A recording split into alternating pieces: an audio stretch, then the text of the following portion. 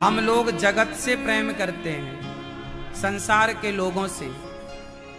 कोई स्त्री से प्रेम करता है, कोई पुरुष से प्रेम करता है, कोई पुत्र से प्रेम करता है। धन्य है वो गोपियां जिन्होंने जगत के पालनहार ईश्वर से प्रेम किया, भगवान से प्रेम किया। प्रेम सब करते हैं। इस संसार में बिना प्रेम का कोई रह ही नहीं सकता। सब प्रेम करते हैं। फर्क कितना है, कोई जगत से करता है, कोई जगन्नाथ से करता है। जगत का प्रेम, जगत के प्रेम को प्रेम कहा ही नहीं जा सकता। व्यवहार में तो प्रेम ही कहते हैं। पत्नी यही कहती है पति से कि हम आपसे प्रेम करते हैं। पति यही कहता है पत्नी से हम आपसे प्रेम करते हैं। व्यवहार में तो प्रेम ही कहा जाएगा ना, हम प्रेम करते हैं। पर कभी विचार करना गंभीरता से, इस संसार में कोई आपसे प्रेम करता है? कोई नहीं है इस संसार में जो आपसे प्रेम करता हो। पर चूंकि व्यवहार में यही कहा जाता है कि आप हमसे प्रेम करते हैं, हम आपसे प्रेम करते हैं। एक्चुअल में कोई प्रेम नहीं करता किसी से। अच्छा बताओ, इस संसार में प्रेम है या स्वार्थ है? बोलो, क्या है? प्रेम है। पति और पत्नी में भी प्रेम होता है या स्वार्थ होता है? बिल्कुल परफेक्ट उत्तर दीजिएगा। जो आपने अनुभव किया हो, आपने प्रेम को अनुभव किया हो तो आप प्रेम ही बोलिएगा, और आपने स्वार्थ को अनुभव किया हो तो स्वार्थ बोलिएगा। जो अनुभव किया हो, आज तक जहां तक आप पहुंचे हैं, देखो ज्ञान का कोई सीमा नहीं है। फर्क कितना है, जो जहां तक पहुंचता है वहां तक कहता है। ईश्वर तो अथाह है। बोलो, क्या है? क्या है मैया? प्रेम। जिसे आप प्रेम कहते हो वो स्वार्थ है। आपने स्वार्थ को ही प्रेम कह दिया है।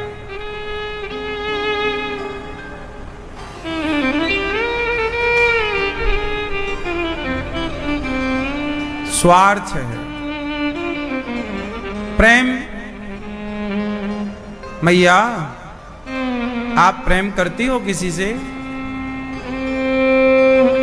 किससे? बच्चों से। अब बताओ, ये मां कह रही है कि मैं बच्चों से प्रेम करती हूं। अब बताओ कि ये मैया जो कह रही हैं कि मैं बच्चों से प्रेम करती हूं, अब बताओ कि बच्चों से इनका प्रेम है या स्वार्थ है? बिल्कुल रियल, सच्ची बताओ, सब लोग बताओ। जो कहते हैं मैं बच्चों से प्रेम करती हूं, जो लोग कहते हैं मैं अपने माँ बाप से प्रेम करता हूं, जो लोग कहते हैं मैं अपनी पत्नी से, पति से, फला फला से प्रेम करती हूं या करता हूं, बस आप ये बताओ कि वो प्रेम करते हैं या स्वार्थ रखते हैं? बोलो बोलो। वो प्रेम नहीं है। मां अपने बच्चों से प्रेम करती है, व्यवहार में कहा जाएगा। थोड़ी देर के लिए मान लेते हैं कि वो प्रेम है। तो प्रेम यदि है तो प्रेम की परिभाषा दे दो आप, तो फिर स्वार्थ और प्रेम अलग अलग हो ही जाएगा। चलो पहले आप लोग मुझे प्रेम की परिभाषा सुनाओ। मैया, आप करती हो ना प्रेम बच्चों से, तो जरा परिभाषा दे दो। परिभाषा दे दोगे तो स्पष्ट हो जाएगा। बताओ, आप बच्चों से प्रेम करती हो ना, तो बताओ प्रेम की परिभाषा क्या है? प्रेम को परिभाषित कीजिए आप। हाँ, किसी की केयर करना, देखभाल करना। देखभाल तो आदमी कुत्ते की भी करता है, तो कुत्ते से प्रेम है। अरे केयर करना, हमारे सामने कोई बीमार पड़ा है, हमने उसकी हेल्प की, वो तो हमारा धर्म है, कर्तव्य है। कर्तव्य अलग होता है। तुम कर्तव्य कोई प्रेम कह रहे हो? कर्तव्य अलग है, धर्म अलग है, प्रेम अलग है, स्वार्थ अलग है। सब एक होता तो इतने सारे शब्दों की जरूरत क्या थी, एक शब्द से काम हो जाता। प्रेम की परिभाषा क्या है आप बताओ? करते हो प्रेम किससे? सबसे? तो बताओ फिर, करते तो हो तो बताओ प्रेम किसे कहते हैं? नहीं भाई, आप करती हो प्रेम किससे? परिवार से। बताओ प्रेम किसे कहते हैं?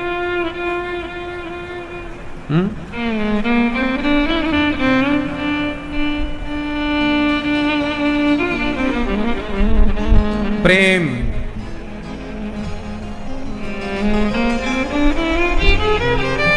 जहां स्वार्थ है वो प्रेम है, या जहां स्वार्थ नहीं वो प्रेम है? जहां कुछ लेना है वो प्रेम है, या जहां कुछ देना है वो प्रेम है? जहां कुछ लेना है वो प्रेम है, या जहां कुछ देना है वो प्रेम है? लेना है, बोलो। लेना है वो प्रेम है, या देना है वो प्रेम है? हाँ है? ना ना ना ना, अंधकार और प्रकाश एक साथ नहीं रह सकता। जैसे अंधकार और प्रकाश एक साथ नहीं रह सकता, ऐसे ये दोनों बातें एक साथ नहीं रह सकती। क्या है, लेना या देना? चलो, आपके बगीचे में गुलाब लगा हुआ है, फॉर एग्जाम्पल एक बगीचा है गुलाब का, बहुत सुंदर गुलाब है। आप गए, गुलाब को देखा, आप गुलाब से प्रेम करेंगे तो आप क्या करेंगे गुलाब के साथ? बोलो। तोड़ लेंगे? गुलाब के बगीचे में खिला हुआ गुलाब है, आपको बहुत अच्छा लगा, आपको प्रेम हो गया उससे, क्या करोगे? हाँ?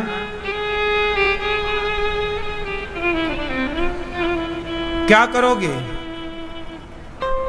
गुलाब के साथ? बोलो। नहीं, क्या करोगे बेटा? तोड़ लोगे? ये भैया कह रहे हैं हम गुलाब को तोड़ लेंगे, क्योंकि प्रेम करते हैं। तो जिससे प्रेम करते हो उसे तोड़ते हो क्या?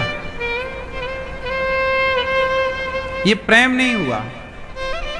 यदि आपको गुलाब से प्रेम है तो पानी ले जाकर के उसकी जड़ में डाल दोगे, खाद डालोगे, तोड़ोगे नहीं। तोड़ोगे मतलब आप स्वार्थ से गए हैं। बहुत सुंदर है, चलो तोड़ लेते हैं। तोड़ लिया मतलब आप वहां स्वार्थ है, वहां प्रेम नहीं। प्रेम होता तोड़ते क्यों? वो अपने डाल से जुड़ा है तो वो सुखी है, आपने तोड़ दिया, वो अलग हो गया। सुख देना और लेना। यदि मैं आपसे कुछ लेना चाहूं तो वो स्वार्थ है, और मैं सर्वस्व आपको देना चाहूं वो प्रेम है। जहां लेने की मानसिकता है वो स्वार्थ है, जहां देने का भाव है वो प्रेम है। प्रेम जहां होगा वहां स्वार्थ नहीं होगा।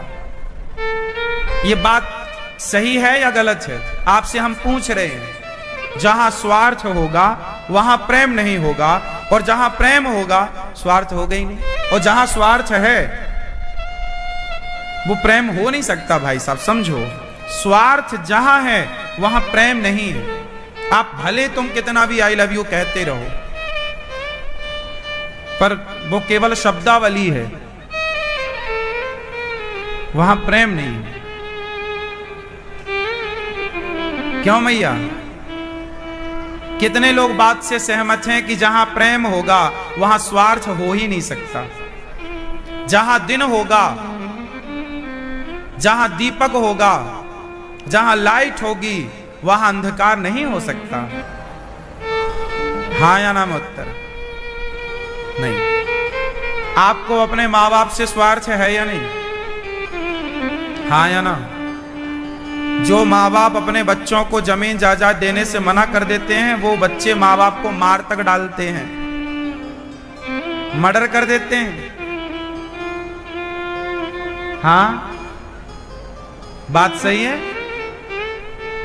इस संसार के किसी भी रिश्ते को आप अभी जो कह रहे हैं, आप ठीक कह रहे होंगे, पर घर पर विचार कीजिएगा, इस संसार में ऐसा कौन सा रिश्ता है जो बिना स्वार्थ के जुड़ा है? बता दो एक रिश्ता। माँ बाप को भी बच्चों से स्वार्थ होता है, मेरा बेटा बुढ़ापे में मेरी सेवा करेगा। स्वार्थ, जहां स्वार्थ है वो प्रेम नहीं है। व्यवहार में प्रेम कहा जाएगा, हम कुछ प्रतिशत मान भी सकते हैं कि 10-5% प्रेम है, ठीक है, ठीक है, लेकिन रियल प्रेम की परिभाषा यहां लागू नहीं होगी। इसलिए भगवान क्या कहते हैं? मैं प्रेम चाह, राम ही केवल प्रेम प्यारा, राम ही केवल, जोर से, राम ही केवल। भगवान को क्या पसंद है? प्रेम। कैसा प्रेम? बिल्कुल निस्वार्थ, स्वार्थ ना। आजकल लोग भगवान के मंदिर भी जाते हैं तो स्वार्थ लेकर जाते हैं, इसलिए आज की भक्तों की भक्ति सिद्ध नहीं होती, क्योंकि भक्ति का जो अर्थ है वो ये है ही नहीं कि तुम मांगने जाओ। भगवान के द्वार पर लेने नहीं जाना होता, जहां लेना है वो प्रेम नहीं। मैंने क्या बोला पहले? जहां लेने का भाव है वो प्रेम नहीं हो सकता। मंदिर लेने के लिए नहीं, अपने आप को देने के लिए जाओ। प्रभु में आ गया, अपने आप को आपके श्री चरणों में समर्पित करने के लिए अपने आप को सौंप दो, प्रभु के चरणों में समर्पण कर दो। ये प्रेम है। तुम देने तो कुछ गए नहीं, लेने और चले गए। हे भगवान ये दे दो, ये दे दो, ये। और इसे तुम कहते हो भक्ति, इसे तुम कहते हो पूजा। इसलिए दुनिया तुम्हारा मजाक उड़ाती है, कहते हैं पाखंडी हो गए हो, क्योंकि तुम ना तो बात जानते हो क्या है। मैं स्वार्थी तो हूं, पर मैं ये कहने से बचता हूं कि मैं स्वार्थी हूं। आज के जमाने में आप, इसी का नाम है कपट। आप हैं कुछ और दिखाना चाहते हैं। पूतना थी राक्षसी, पर भगवान के सामने गई थी बड़ी सुंदरी बनकर, इसलिए आंखें बंद कर ली थी। भगवान कहते हैं जैसे तुम हो वैसे ही मेरे द्वार पे आओ और मेरे चरणों में समर्पण कर दो। जैसे गाय का बछड़ा जब पैदा होता है तो गंदा होता है, गाय का बच्चा जब जन्म लेता है तो कैसा होता है?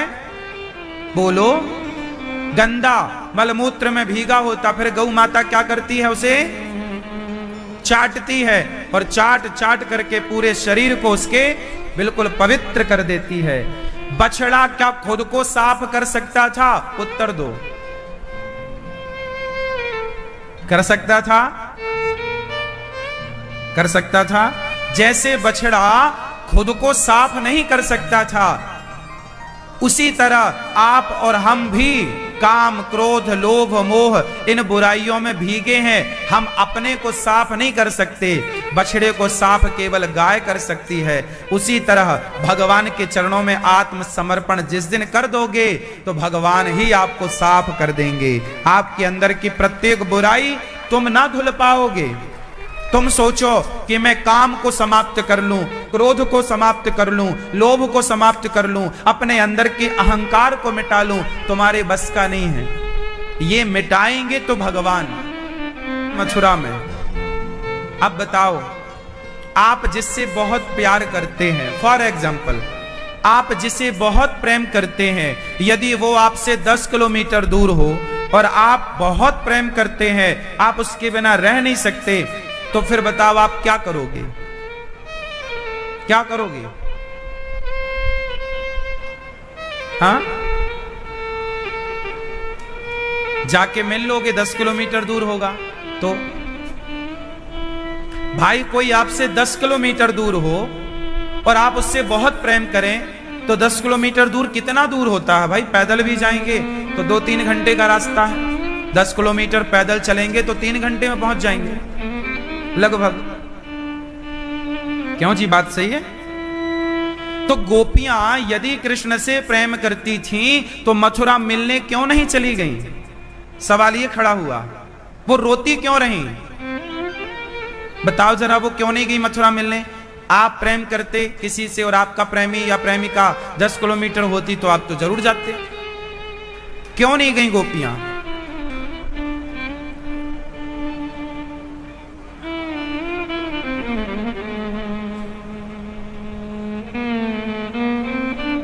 क्योंकि यदि मैं आप तक पहुंचूंगा आपसे मिलने तो वो स्वार्थ हो जाएगा। वो मेरा स्वार्थ है कि मैं आपके बिना रह ना पाया। यदि आप कहकर गए हैं कि मैं आऊंगा तो जिम्मेदारी आपकी है ना आने की। यदि मैं आती हूं या मैं आता हूं तो यह होगा अच्छा। गोपियों को लगा कि यदि कन्हैया मेरे बिना प्रसन्न है तो मैं जाकर के उनकी प्रसन्नता में बाधा नहीं बनना चाहती। ये प्रेम है, कोई स्वार्थ नहीं, मिलने का भी स्वार्थ नहीं। हम आपसे प्रेम तो करते हैं पर आपसे मिलना नहीं चाहते। आप चाहोगे तो मिल लो, वरना देखो प्रेम कैसा है। प्रेम में ये जबरदस्ती नहीं है, नहीं आओ हमसे मिलो। आजकल के लड़का लड़की प्यार करते हैं ना तो वे एक दूसरे को अकेले में बुलाते हैं, पार्क में आ जाना, और ना आए तो फिर वो एक दूसरे पर चढ़ाई कर देते हैं कि आए नहीं। वो प्रेम नहीं है, वो स्वार्थ है। प्रेम तो ये है कि हम आपसे प्रेम तो करें पर आपसे मिलने की चाह भी ना रखें। समझ रहे हैं? बहुत गहराई की बातें हैं। पता नहीं इतना गहरा आप समझ पाएंगे नहीं समझ पाएंगे। हम तो आपको सार सार सुना रहे हैं कथा का। अब इस सार को समझाने में टाइम बड़ा लग जाता है तो कथाएं हमें शॉर्ट में कहनी पड़ती हैं। क्योंकि कथाएं, जब तक कथा का रहस्य नहीं समझोगे तब तक कथा सुन के, कथा याद करके क्या करोगे?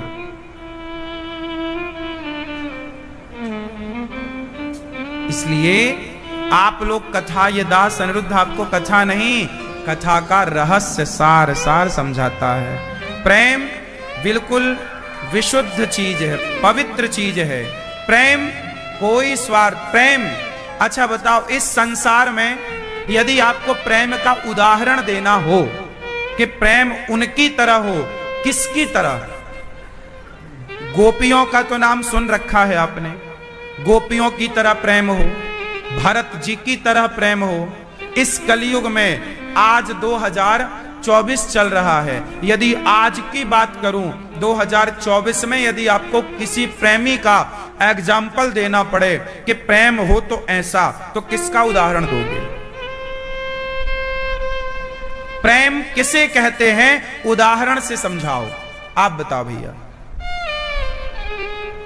प्रेम क्या है? उदाहरण दे के समझाओ। दे पाओगे? दो, आप दो उदाहरण। नहीं, एक उदाहरण दीजिए प्रेम का। आप चाहे पशु पक्षी, जीव जंतु, मनुष्य, पानी, आकाश, किसी का भी एग्जाम्पल दे सकते हैं। प्रेम का उदाहरण देकर आपको समझाना है ये बात। प्रेम किसे कहते हैं? उदाहरण देके समझाओ। आप बताओ, प्रेम का एक एग्जाम्पल दो। आप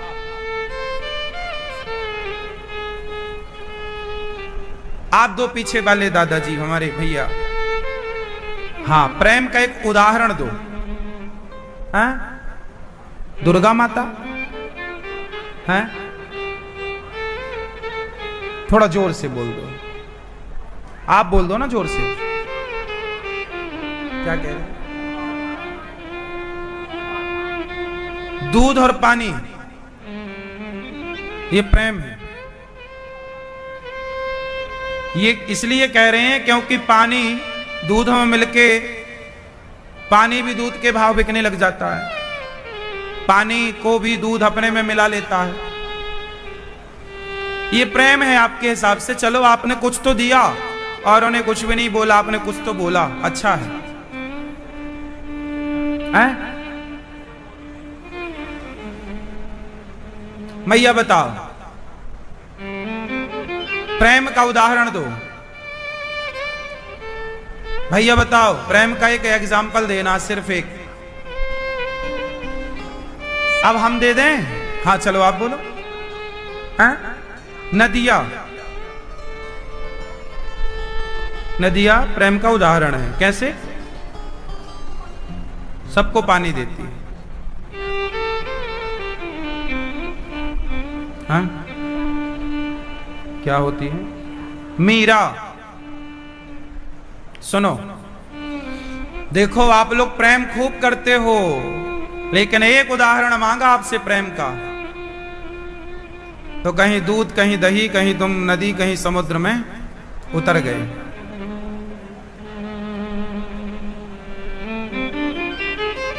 प्रेम इतनी देर से हम समझा रहे हैं आपको, प्रेम का एक उदाहरण है जीता जागता, और वो उदाहरण है मछली। जैसे मछली को पानी से निकाल दिया जाए, तो क्या मछली पानी के बिना जी सकती है?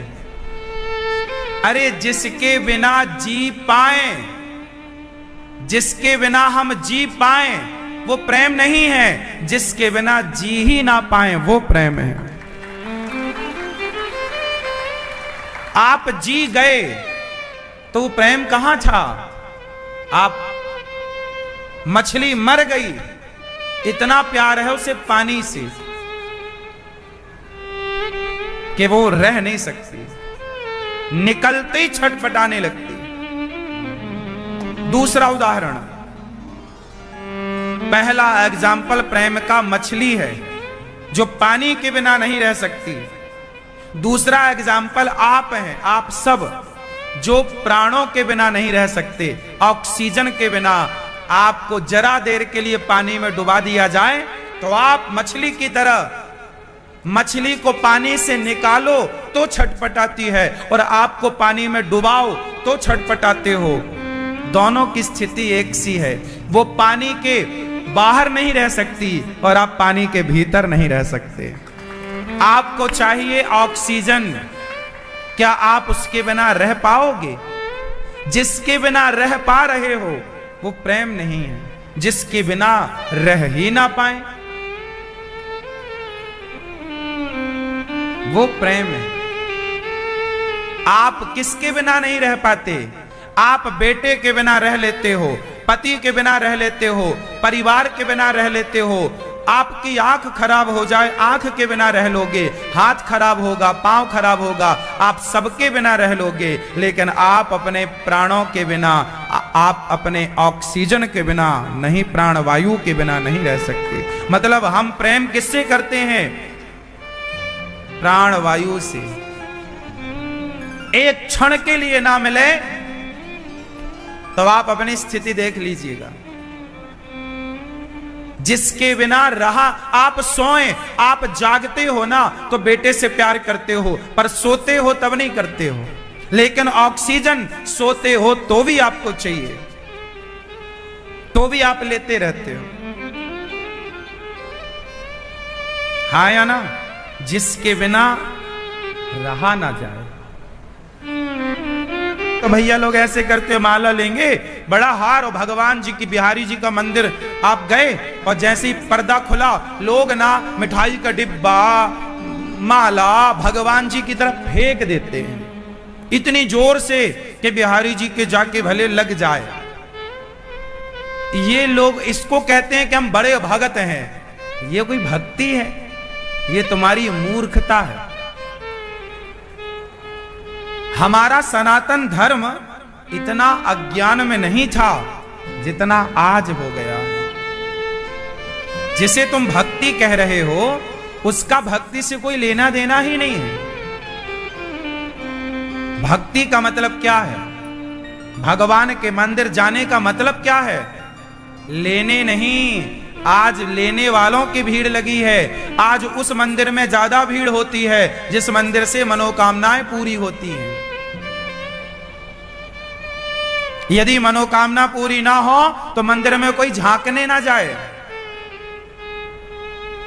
आज का आदमी भगवान के भक्ति और भगवान के मंदिर भी तभी जाएगा जब कुछ लेना हो, वरना काहे जाएगा।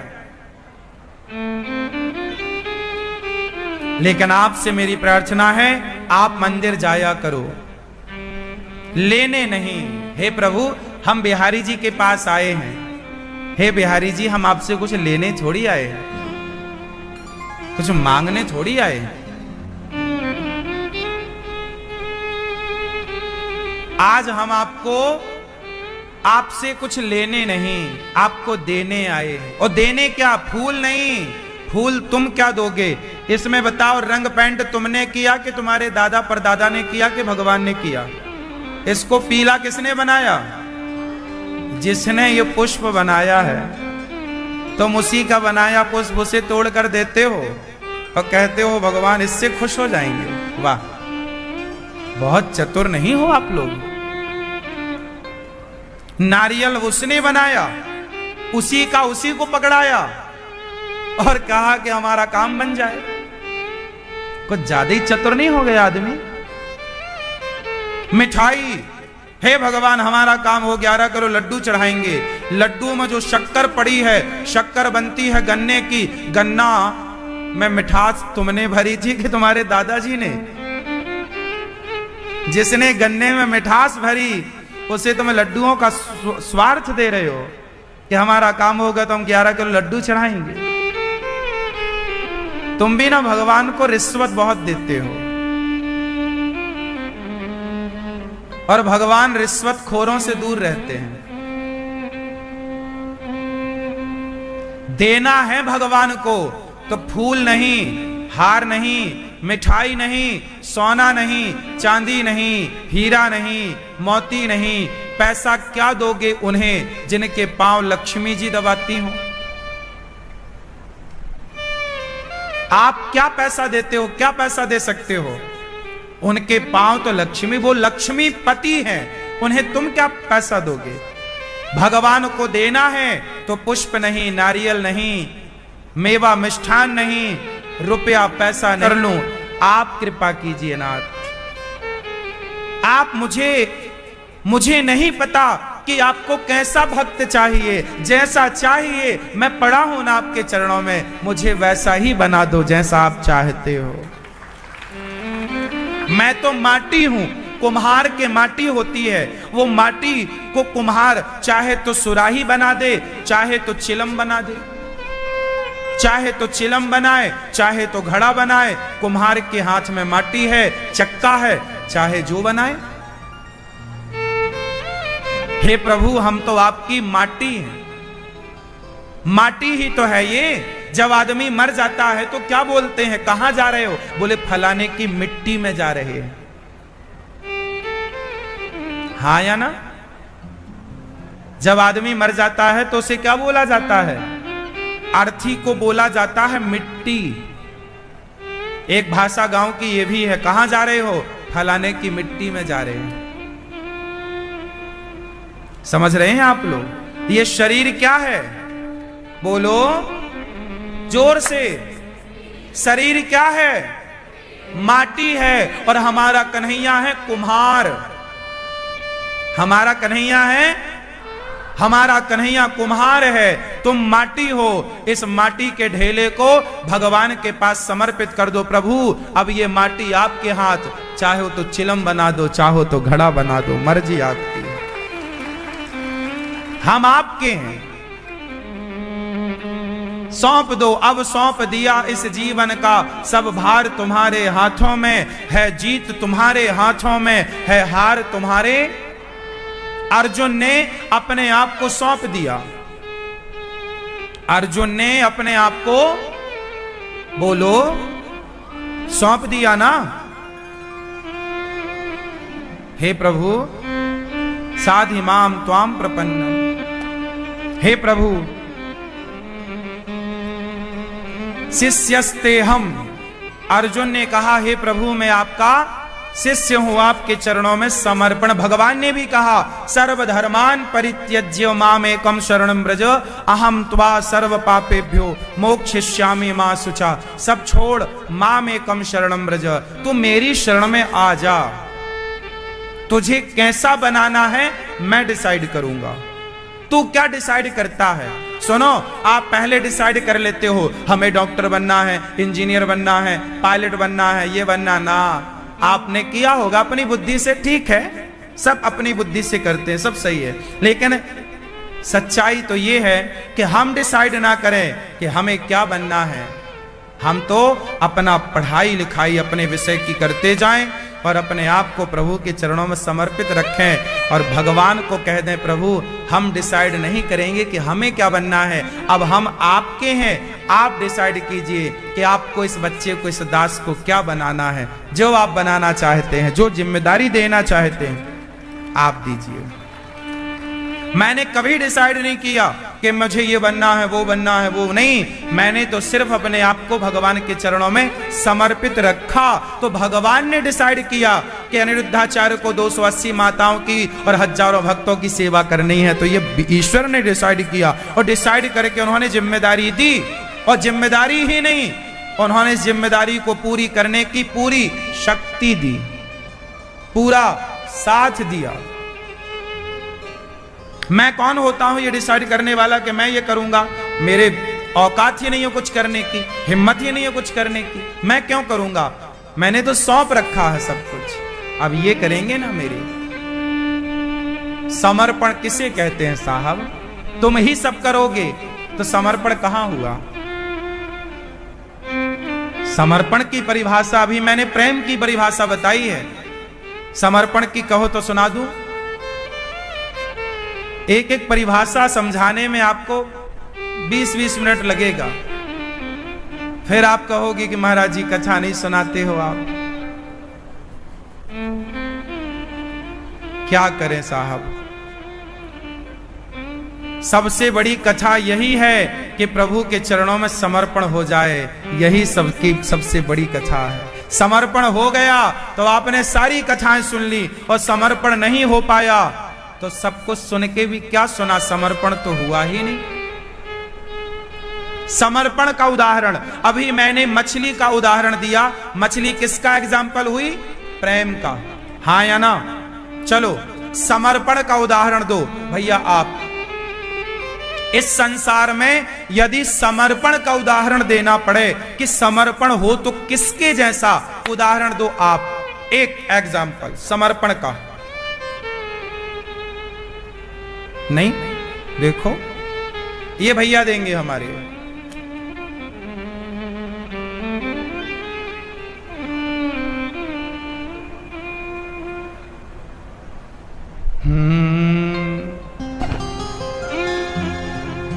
भैया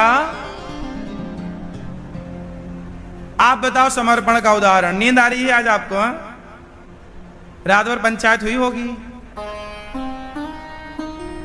चलो बताओ, बस आज और हमें झेल लो, कल से बिल्कुल तंग नहीं करेंगे। समर्पण का उदाहरण। हा? क्या? हा?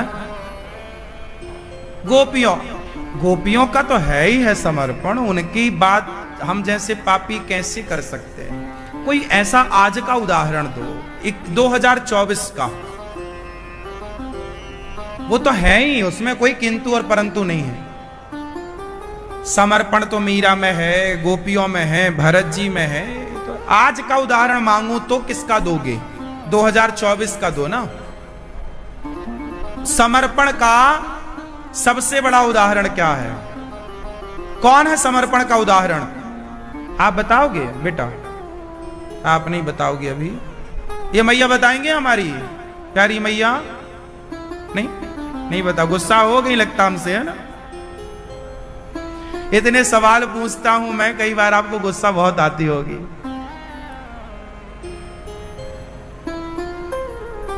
समर्पण का एग्जाम्पल क्या है? आपकी पत्नी। कैसे? मैं सिद्ध करता हूं ना, हर चीज सिद्ध करता हूं, सुनो। समर्पण जितना पत्नी में होता है, इतना समर्पण संसार में किसी में नहीं होता। समर्पण कैसा हो? भगवान में। पत्नी से ही सीखो, पत्नी को गुरु बना करके समर्पण पत्नी से सीखना चाहिए। कैसा? सुनो, शादी होती है, शादी होते ही वह अपने पति के लिए अपना पिता, अपनी माता, अपना भाई, अपनी बहन, अपना आंगन, अपना गांव सब छोड़कर आपके पास आती है, सिर्फ आपके पास। और केवल माता पिता आंगन गांव नहीं, उस नारी का समर्पण देखिए कि अपने पति के लिए उसने अपना नाम, अपना गोत्र, अपनी जाति छोड़ दी। अब पत्नी की जाति नहीं चलेगी, पति की जाति से ही पत्नी को जाना और पहचाना जाएगा। उसने अपनी जाति को सरेंडर कर दिया, हाँ या ना? उसने अपनी जाति को, अपने नाम को सरेंडर कर दिया। अब उसके ससुराल में जिस नाम से उसे बुलाया जाएगा, वो उस नाम को स्वीकार करेगी। मांग भरती है वो, पर सिंदूर आपके नाम का। मेहंदी रचाती है वो, पर मेहंदी आपके नाम की। पेट में 9 महीने बच्चे को ढोती है वो, पर बच्चा आपके नाम से जाना और पहचाना जाता है। खून बहाती है वो, पेट फड़ाती है वो, पर बच्चा पिता के नाम से जाना जाता है। एक स्त्री का समर्पण अपने पति के लिए कितना हो सकता है कि अपने पति के लिए सब कुछ छोड़ करके, सारा पति यदि अमीर है तो वो अमीर पति के साथ मस्त है, और पति यदि गरीब हो गया, वो अपने बाप के घर में कितने भी सीता माता महलों में पली और बढ़ी थी, पर राम को जंगल हुआ तो 14 साल माता सीता नंगे पांव राम के संग संग चली हैं। ये पत्नी होती है कि पति गरीब हो गया तो वो उसका साथ दे, पति पेड़ की छांव में है तो उसका साथ दे, हर क्षण वो अपने पति का साथ दे। और देती भी हैं स्त्रियां। समर्पण जितना पति में, समर्पण जितना स्त्रियों के अंदर है, सच्ची बताना, इतना समर्पण आपने कहां देखा है? देखा हो तो मुझे उदाहरण दूसरा आप दे दो। हमारे देश का सन्यासी जब सन्यास लेता है तो अपने माता पिता सबको छोड़कर, अपना नाम गोत्र सब छोड़कर तब वो सन्यास लेता है। सन्यासी जितना त्याग सन्यास के लिए करता है, उतना त्याग तो हर पत्नी अपने पति के लिए करती है। मतलब एक सन्यासी का त्याग और एक स्त्री का त्याग, दोनों का त्याग देख तराजू में तौला जाए तो किसका पलड़ा भारी होगा, आप डिसाइड कर लीजिएगा। त्याग की प्रतिमूर्ति, समर्पण की प्रतिमूर्ति पत्नी होती है। पत्नी समर्पण करती है ना पति के चरणों में। मैं पत्नियों की बात कर रहा हूं, वाइफ की बात, मैं अर्धांगिनियों की बात कर रहा हूं। समर्पण, आज की उन पत्नियों की बात नहीं कर रहा हूं जो ससुराल में आके 4-4 घंटे अपनी मां से बातें करती हों, उनकी बात नहीं हम कर रहे हैं।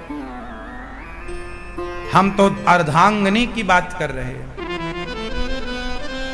सीता जैसी नारियों की बात हो रही है, अनसुईया जैसी स्त्रियों की बात हो रही है, आप जैसी भली अच्छी पतिव्रता नारियों की बात हो रही है। तो बताओ, समर्पण स्त्री के अंदर है या नहीं? उत्तर दो, बताओ, समर्पण पत्नी के अंदर है या नहीं? नहीं? आपको नहीं लगा कभी इसके पहले? आपको लगा? क्यों मैया बात सही है? समर्पण होता है स्त्रियों के अंदर के नहीं? हाँ या ना? जितना समर्पण पत्नी करती है साहब, इतना समर्पण कोई भगवान में कर ले, जिस दिन कर लेगा उसी दिन भगवत प्राप्ति हो जाएगी। इतना ही हो जाए समर्पण। और बिना समर्पण के सदगति, आज लोगों को भक्ति का फल क्यों नहीं मिल रहा? क्योंकि समर्पण हो ही नहीं रहा है।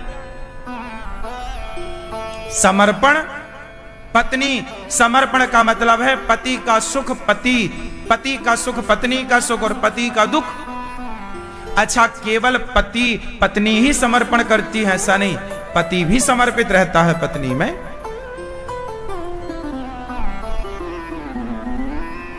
तो समर्पण भक्त को कैसे करना चाहिए? हम प्रभु के चरणों में ऐसे समर्पण करें। इसलिए तो कहते हैं जैसे पत्नी पति की हो गई, ऐसे हम भगवान के हो जाएं। इसलिए हम सबके पति भगवान हैं। इसलिए तो कहा कि तुम हो एक अगोचर, सबके प्राणपति, स्वामी सबके प्राणपति। किस विधि मिला हूँ दया में, तुमको मैं कुमति। गोपियां क्या करती हैं भगवान से? प्रेम। और गोपियों को समझाने उद्धव जी आए।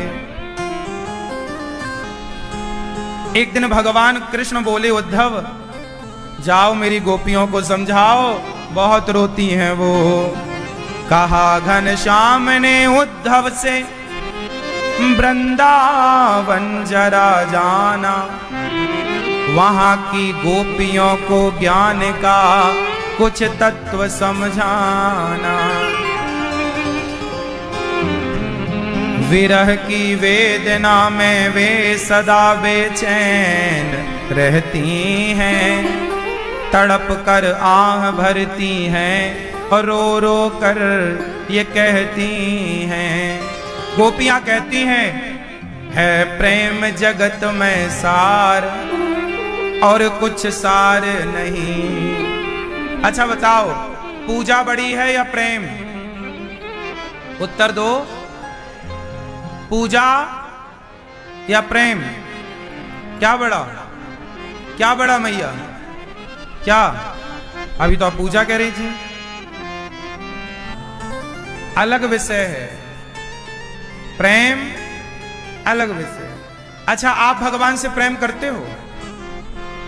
हाँ या ना? कि पूजा करते हो? पूजा करो पर प्रेम से। भगवान श्री कृष्ण को दुर्योधन ने 56 भोग परोसे थे। क्या भगवान ने खाए? क्यों नहीं खाए? क्योंकि उसने पूजा तो करी कन्हैया की, पर उसकी पूजा में प्रेम नहीं था।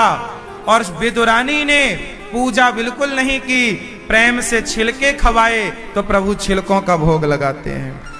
यदि प्रेम है तो आपकी पूजा टूटी फूटी भगवान को पसंद है और स्वीकार है। यदि प्रेम है तो आपका हर व्यवहार स्वीकार है, और प्रेम नहीं है तो आपका लग्जरी व्यवहार भी भगवान को स्वीकार। इसलिए पूजा और प्रेम अलग विषय है। पूजा करना, पुष्प चढ़ाना भगवान को, पर पुष्प चढ़ाने के साथ प्रेम हो तो चढ़ाना। ऐसे ही तुमने औपचारिकता फेंक दिया और लोग मंदिर जाते हैं, भगवान की तरफ फूल फेंकते हैं। एक मैया आई गौरी गोपाल भगवान के पास और उन्होंने 5 रुपए वाला सिक्का लिया। 5 रुपए का सिक्का थोड़ा वजनदार होता है। सोचिए, 5 रुपए का सिक्का लिया और भगवान की तरफ जोर से फेंका। सच्ची जाके गौरी गोपाल भगवान के लगा मुख में। अब वो सिक्के भगवान के मुंह पे मार रही है। अब आप बताओ ये क्या है? ये भक्ति है या मूर्खता है? इसे लोग भक्ति कह रहे हैं। ये लोग सारी जिंदगी तुम्हारे बाप दादे पूजा कर करके मर गए। कुछ ना हुआ और आगे भी ना होगा। 10-20 पीढ़ी और कर लो पूजा, पूजा करो कुछ ना होगा, प्रेम करो सब कुछ होगा।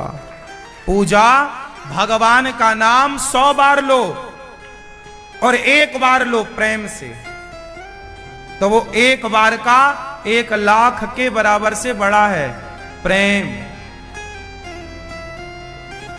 है ना। आप अपने पति से क्या चाहती हो? पूजा।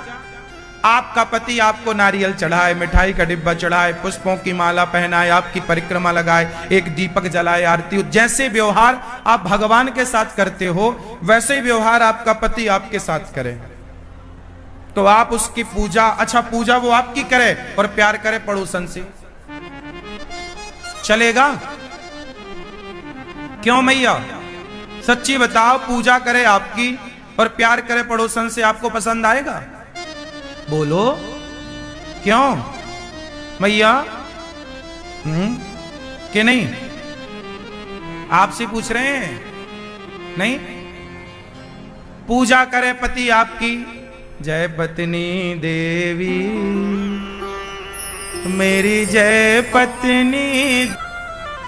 राम जी स्पष्ट कह रहे हैं, राम ही केवल प्रेम प्यारा, लेकिन दुनिया पूजा में उलझी है।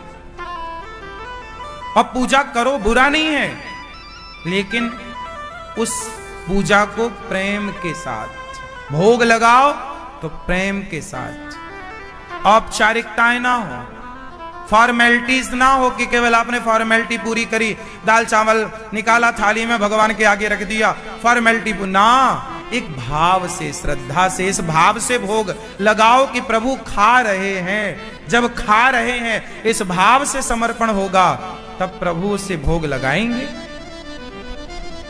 हाँ,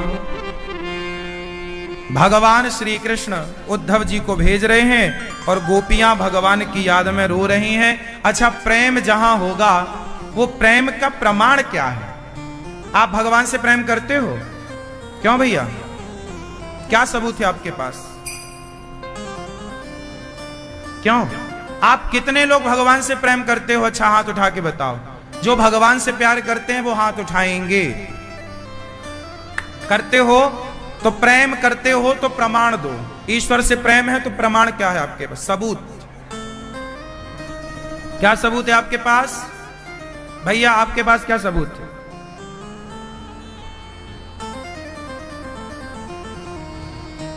बिना सबूत के ये जज नहीं मानता, भगवान मान लेंगे? ए भैया आप बताओ, आप प्रेम करते हो भगवान से? क्या प्रमाण है आपके पास? भैया, ओ पीले भैया, प्रेम है भगवान से? क्या प्रमाण है आपके पास? कोई नहीं। बिना प्रमाणित बात नहीं होती। चश्मा वाले भैया पीछे, प्रेम करते हो भगवान से कि नहीं करते हो? क्या प्रमाण है आपके पास? कोई प्रमाण नहीं। वैसे एक बात यह भी है कि प्रेम का प्रमाण क्या दें, लेकिन दूसरी बात यह भी है कि प्रेम का प्रमाण होता है। क्या होता है? जब हम प्रेम करते हैं किसी से, तो जिससे प्रेम होता है ना, जब माँ, एक बेटा 5 साल के लिए परदेश चला गया हो और जब बेटा आता है और माँ से मिलता है और माँ मिलती है, तो माँ बेटे का जब मिलन होता है, तो फिर माँ जब बच्चे को मिलती है तो सहज में उस प्रेम का प्रमाण वहां दिखता है। बताओ किस रूप में दिखता है? बोलो। हाँ, सहज में ही माँ की आंखों में झरझर आंसू गिर पड़ेंगे। जहां प्रेम होता है वहां आंसू जरूर होते हैं। यदि बिहारी जी के दर्शन करने जाओगे और प्रेम है, तो प्रभु को देखते ही अपने आप आंखों से आंसू गिरने लग जाएंगे। भगवान के विरह में, भगवान की याद में आप रोएंगे जरूर। जहां प्रेम में, आप घर में पूजा में बैठते हैं और प्रेम है, तो प्रभु को देखते ही अपने आप आंसू गिर पड़ेंगे। आंसू का गिरना, भगवान के सामने भगवान की यादों में रोना, यही प्रेम है। जो भगवान के लिए रोते हैं वो प्रेमी है, जो नहीं रोते वो भक्त हैं, भक्ति कर रहे हैं अपना। इसलिए तो कहा कन्हैया को एक रोज रो कर पुकारा, कृपा पात्र किस दिन बनूंगा तुम्हारा। गोपियां रो रही हैं, गोविंद सहारा तेरा है। एक सखी बोली अब तो तेरे बिना भी क्या जीना, ओ कान्हा रे तेरे बिना भी क्या जीना। फूलों में कलियों में सपनों की गलियों में तेरे बिना कुछ कहीं ना, तेरे बिना भी क्या जीना। सारी गोपियां बोली अब जीना क्या, कन्हैया आए नहीं। सारी गोपियां आपस में कहने लग गईं। इन सभी को भगवान द्वापर में अपनी लीला में सम्मिलित करते हैं और ऐसी स्त्रियों को अपनी पत्नी होने का उन्हें सम्मान प्रदान करते हैं। भगवान सबके पति हैं, जैसा कि हमने बताया। भगवान के टोटल विवाह 16,108। इसके बाद भगवान अपनी गृहस्थी में बहुत प्रेम से रहते हैं। हंसते मुस्कुराते भगवान की गृहस्थी चलती है। अच्छा, जीवन में ज्यादा हंसना चाहिए कि ज्यादा रोना चाहिए? हाँ, हंसना चाहिए। आप पैसा काहे के लिए कमाते हो? काहे के लिए? खुशी के लिए, प्रसन्नता के लिए। बच्चे काहे पैदा करते हो? खुशी के लिए, प्रसन्नता के लिए। अच्छे कपड़े क्यों पहनते हो? खुशी के लिए। अच्छा घर काहे बनाते हो? खुशी की। अच्छी गाड़ी क्यों खरीदते हो? आप जो भी करते हो प्रसन्नता के लिए करते हो। पर विडंबना देखिए, सब कुछ करने के बाद भी आप प्रसन्न रहते ही नहीं हो। प्रसन्न नहीं, आप टेंशन में रहते हो। कई लोग तो डिप्रेशन में डिप्रेस हो गए, चिंताओं में घिरे हुए हैं। क्यों? मैया, ओ भैया, काहे खड़े होके पंचायत कर रहे हो? लाला सुन लो सरकार, बैठ लो चुपचाप, शांति से, शांति भंग ना करो। मेरी माँ हाथ जोड़ प्रार्थना करूं, सुनियो चित्त लगाए। मैया ध्यान से सुनो मेरी माँ, हम सारा काम क्यों करते हैं? प्रसन्नता के लिए। लेकिन मैया, हाँ हाँ देख लो देख लो देख लो। क्या देख रहे हो? हाँ। अच्छा ठीक है, देख लो। आंखों में तिनका चला गया, जल्दी देख लो, फ्री हो जाओ सब कामों से। अब सुनो ध्यान पूर्वक। मैया, हमें ज्यादा प्रसन्न रहना चाहिए। अच्छा, प्रसन्न रहने के लिए क्या करें कि हम सदा खुश रहें? क्या करें कि हम प्रसन्न रहें? आप तो कमाते हो, क्या कमा कर भी प्रसन्न हो? बड़ी गाड़ी बड़ा बंगला बनाकर भी क्या प्रसन्न हो? बेटी के ब्याह में करोड़ों खर्चा करके भी क्या प्रसन्न हो?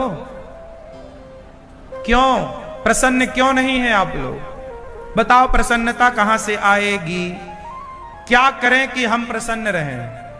आप बताइए भैया, चश्मा वाले भैया, क्या करें हम सब कि हम प्रसन्न रहें? प्रसन्न रहने के लिए क्या करना होगा सबको? क्या करने से प्रसन्न रहेंगे हम सब? भगवान का गुणगान करें। ठीक कह रहे हैं आप। ये चश्मा वाले दूसरे भैया, क्या क्या करें कि हम प्रसन्न रहें,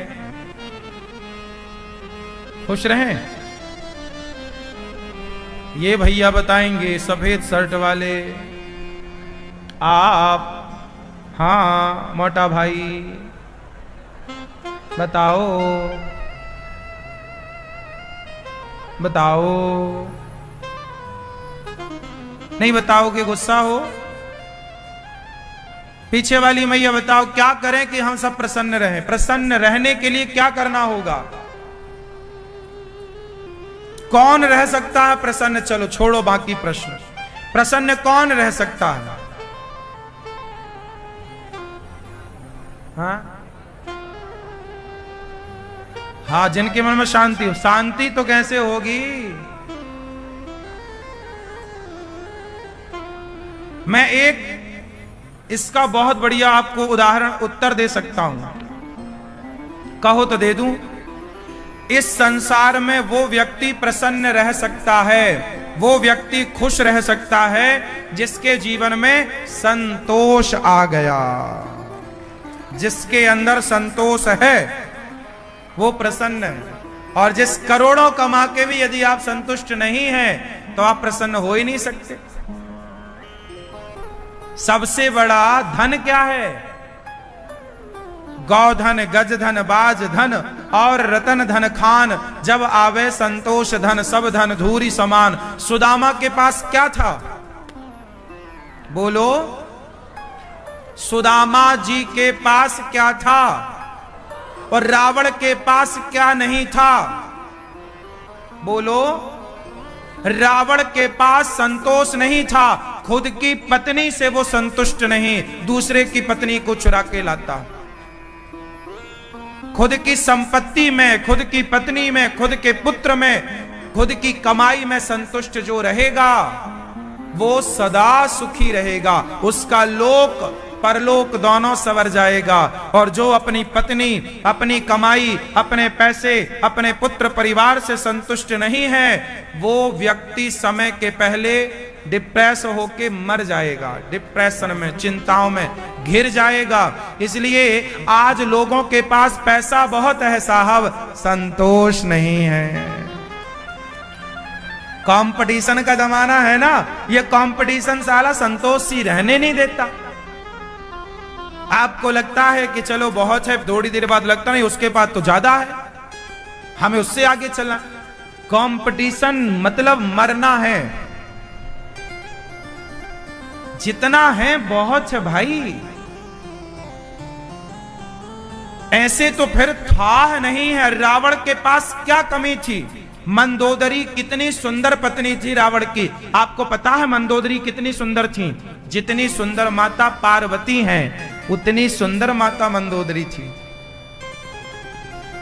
बड़ी पतिव्रता नारी है मंदोदरी।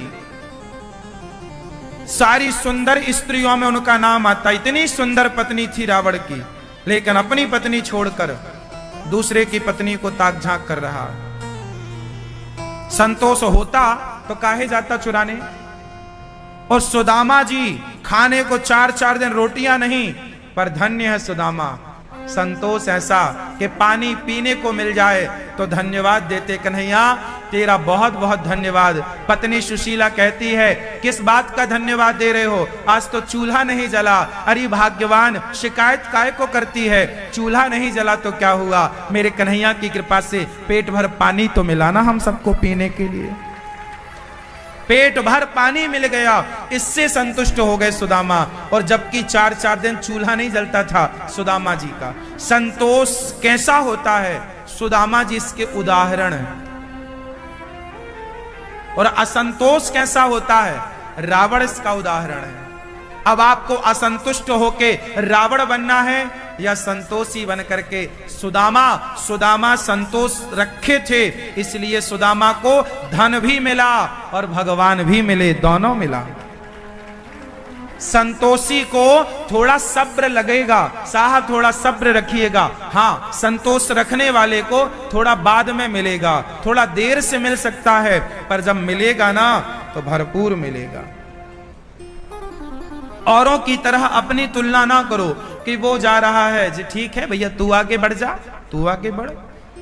हमें दूसरों की तरक्की से ईर्ष्या नहीं करना है, जा तुम भी आगे जाओ, पर हमें दूसरों को पीछे करने के चक्कर में अपना आनंद भी नहीं बिगाड़ना है।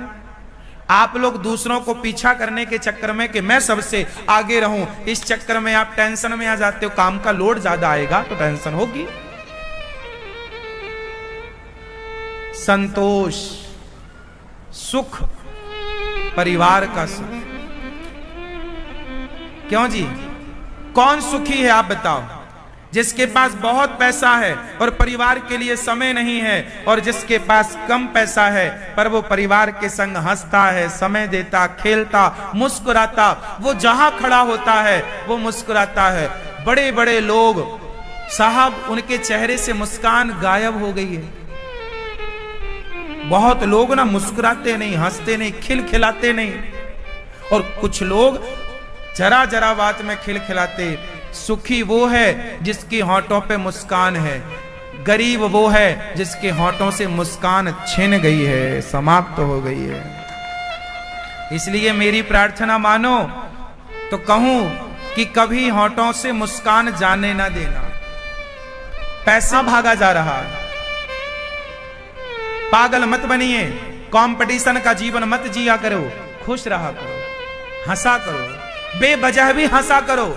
आज आप इतने बीमार क्यों हैं? हंसते नहीं हो। डिप्रेशन क्यों है? आज एक बाप अपनी बेटी को लेकर आया, बोला महाराज जी जवान बेटी, लगभग 25 साल की रही होगी, लगभग, मैंने उम्र नहीं पूछी, और बोली शादी करनी है, पर ये कई सालों से डिप्रेशन की दवाई खा रही है। आजकल छोटे छोटे बच्चों को डिप्रेशन, पढ़ाई का लोड है इतना, नौकरी की चाह है, नौकरी मिल गई तो बढ़िया, नहीं मिली तो डिप्रेशन, टेंशन। इतना काहे लोड लेते हो? मिली तो मिली, नहीं मिली तो कोई बात नहीं, बहुत रास्ते आपके सामने खुले हैं अभी भी। चिंताएं चिता तक पहुंचाएंगी, इसलिए चिंतन करो। आपके चाहने से कुछ नहीं होता, हुई है सोई जो राम रचि राखा। अच्छा बताओ, आपका चाहा होता है या भगवान का? जोर से। तो जब आपका चाहा होता ही नहीं तो चाह क्यों रखो? आप अपना कर्म करो, भगवान का भरोसा रखो, भगवान जब चाह लेंगे तो सब हो जाएगा।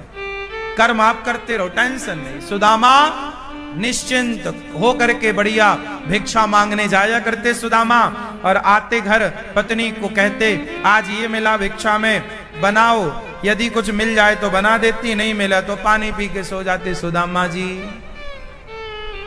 ऐसे गरीबी में गुजारा करने वाले सुदामा आज के अमीरों से प्रसन्न थे, आज के अमीरों से प्रसन्न थे। आपकी प्रसन्नता ही आपकी संपत्ति है।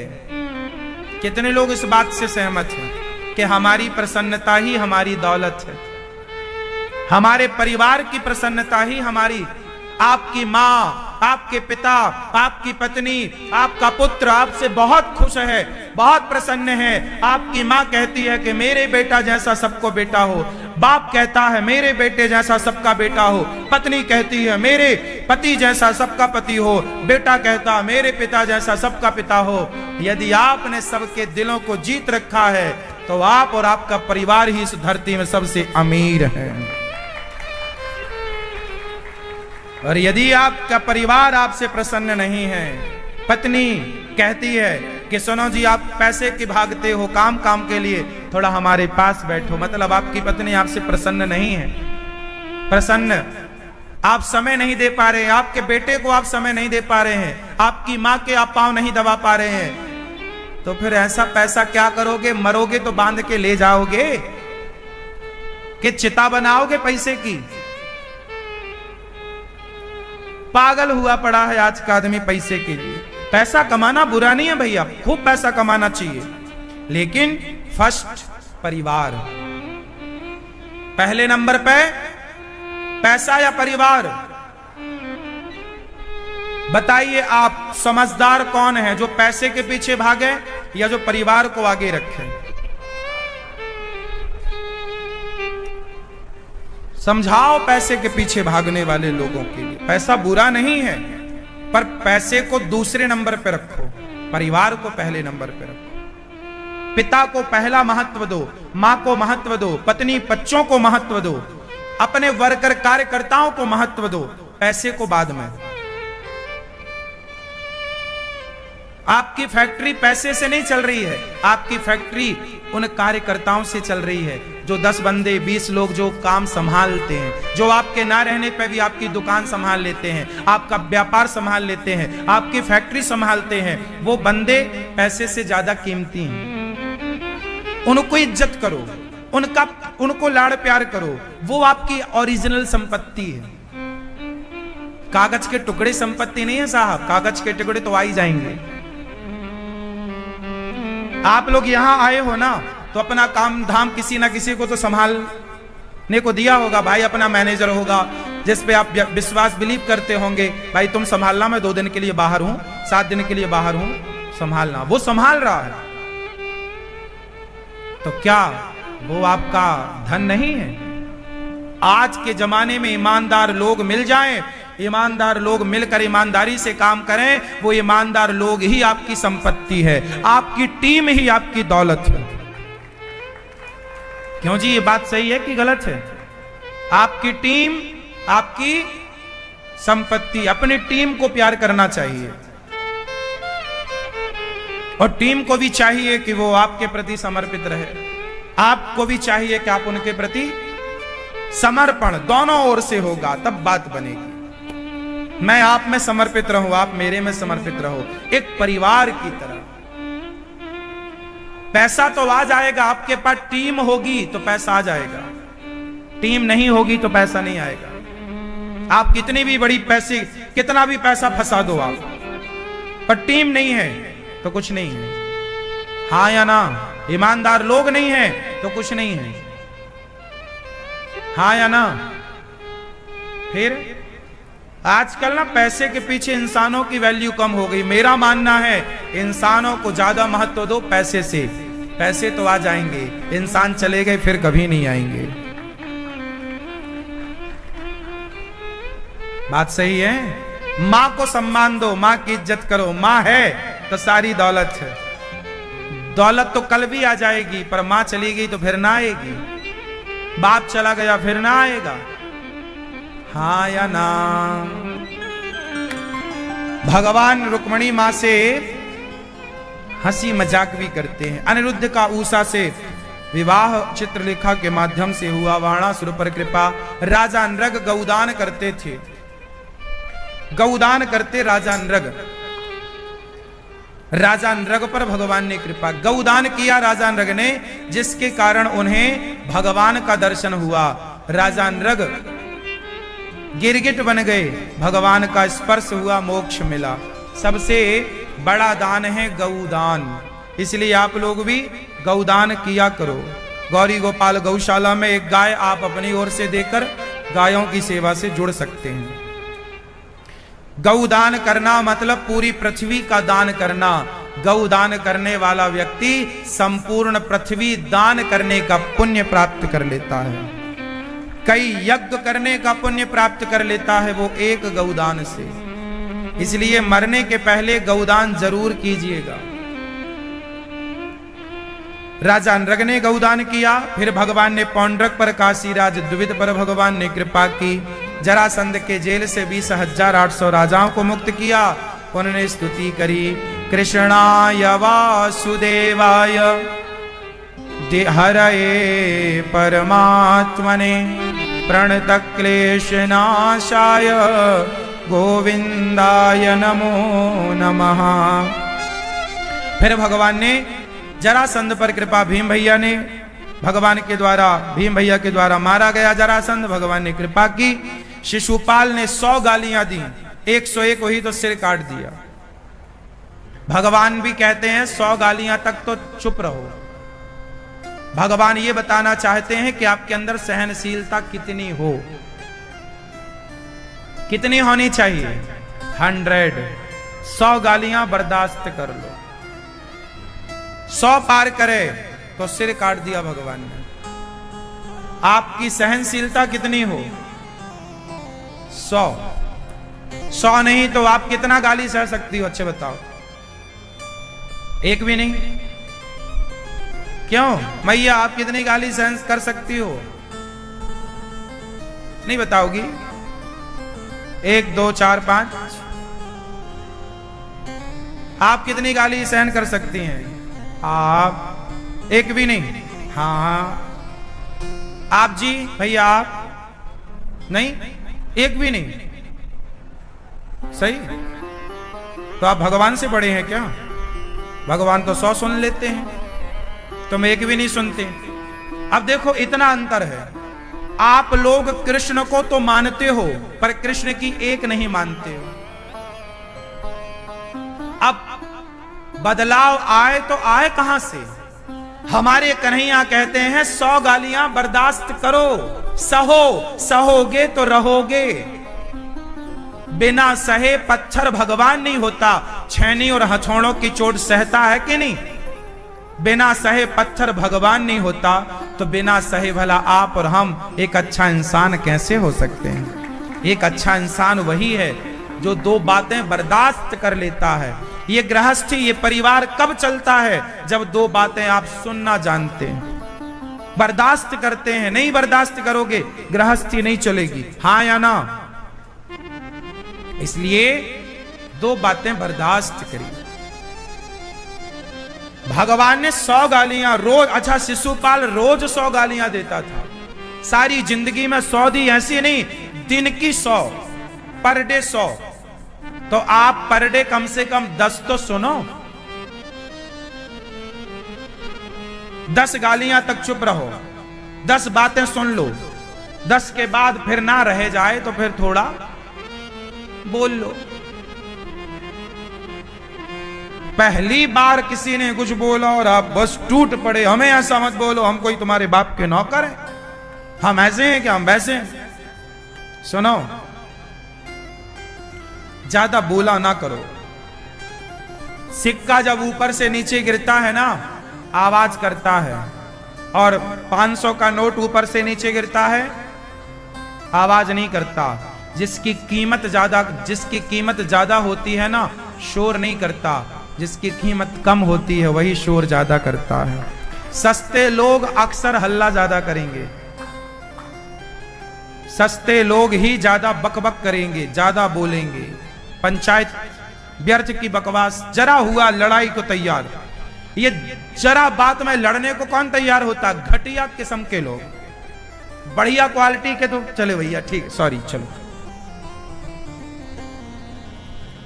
जो विवादों में उलझ जाए वो बढ़िया नहीं होता, जो विवादों से दूर रहे वो बढ़िया होता। हाँ या ना? आप 2 बातें सास की, 2 बातें परिवार की सुन लो।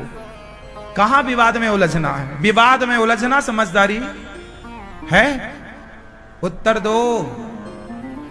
अच्छी क्वालिटी के लोग कहां उलझते हैं साहब? बताओ। जो उलझ रहा है समझ लो कि ये कम कीमत के लोग हैं। अपनी कीमत बढ़ाओ, अपनी कीमत बढ़ाओ। सबकी बातों को, सबका अपना अपना स्तर होता है, सबकी अपनी अपनी मानसिकता होती है। आपकी भाषा, आपकी बोली ये बताएगी कि आपकी कीमत क्या है। आप क्या कीमत रखते हैं ये आपकी भाषा बता। एक नहीं नाथ, 2 नहीं प्रभु, 1 लाख बुराइयां मुझ में भरी हैं, लाखों बुराइयां। इस संसार में कितने कितने कितने धूल के कण हैं, इस संसार में कितने धूल के कण हैं, शायद गिनती हो सकती है, पर मेरे अंदर बुराइयां कितनी हैं उनकी गिनती नहीं हो सकती प्रभु, अनगिनत बुराइयां हैं। अब ऐसे बुरे इंसान को आप जैसा कृपालु, आप जैसा दयालु ही स्वीकार कर सकता है। मैं तो पतित हूं, कोई पावन करेगा तो कन्हैया सिर्फ आप मुझे पावन कर सकते हैं। इसलिए मैं आपके दर पे पड़ा हूं, आपका होकर रहना चाहता हूं। इसलिए आप सबसे प्रार्थना करता हूं, रोज सुबह कहा करो कि प्रभु मुझ में ये बुराई है, इस बुराई को आप ठीक कीजिए, मुझसे ठीक नहीं हो रही है। कपट क्या है? हमारे में बुराई है पर हम उसे स्वीकार नहीं करते, इसी का नाम कपट है। और भगवान ऐसे लोगों को देखना भी पसंद नहीं करते। आप हनुमान जी जब भगवान श्री राम से मिलने गए तो हनुमान जी ब्राह्मण का रूप बनाकर गए, हनुमान जी पंडित जी बनकर गए, और हनुमान जी समझ गए ये मेरे मर्यादा पुरुषोत्तम भगवान श्री राम है। राम जी के चरणों में हनुमान जी गिर गए, पर राम जी ने हनुमान जी को अपने हृदय से नहीं लगाया। और जब हनुमान जी अपने बंदर के रूप में आए तो राम जी ने उठाकर सीने से लगा लिया, मानो भगवान ये कहना चाहते हैं तुम बंदर हो तो बंदर बनकर ही मेरे सामने आना, तुम बंदर हो पर पंडित जी बनकर खड़े हो, तुम्हारे अंदर कपट है, मैं तुम्हें स्वीकार नहीं करूंगा। जब हनुमान जी कपट का रूप त्याग करके और जब अपने बानर रूप में आते हैं तो भगवान हृदय से लगा लेते हैं, तुम जैसे हो बुरे हो ना। एक वैश्या थी, वो वैश्या एक दिन कथा हो रही थी तो कथा के सुंदर से शब्द उस वैश्या के कान में पड़ गए और उसे अच्छा लगा, तो थोड़ी देर के लिए वो वैश्या भी कथा में बैठ गई और कथा में गुरुजी सुना रहे थे कि भगवान के चरणों में प्रेम हो जाए तो जीवन सुधर जाए, सवर जाए।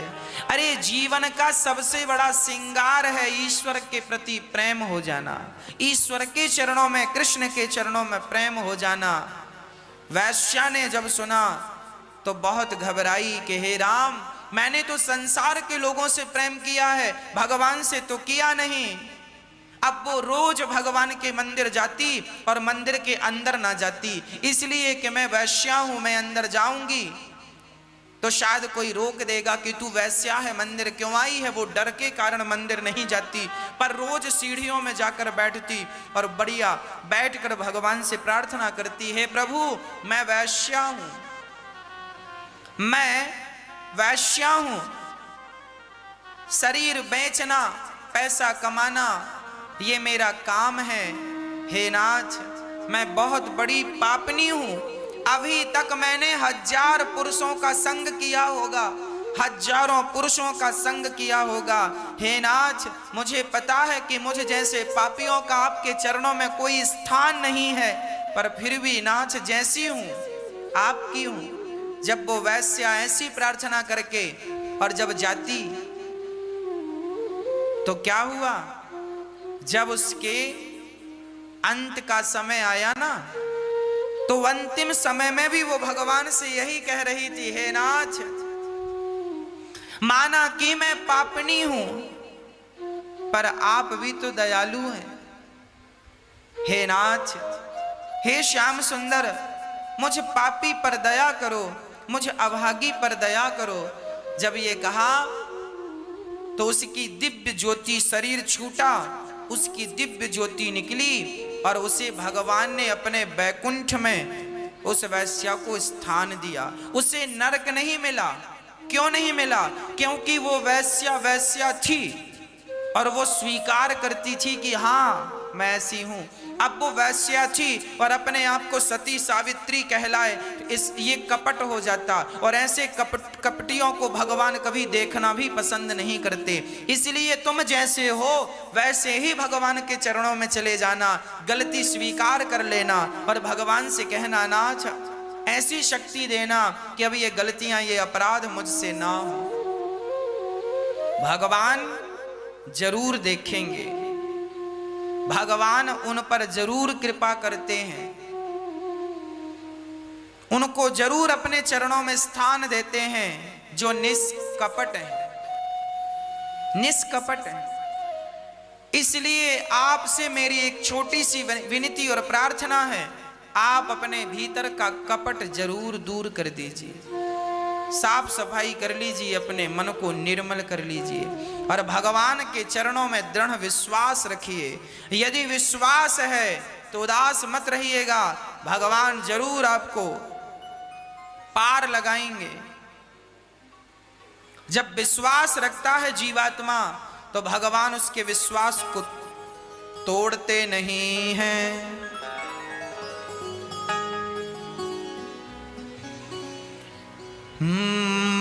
मत हो न मन बावरे उदास,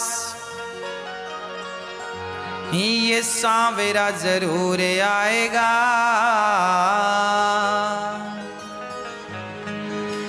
मन में रखना विश्वास,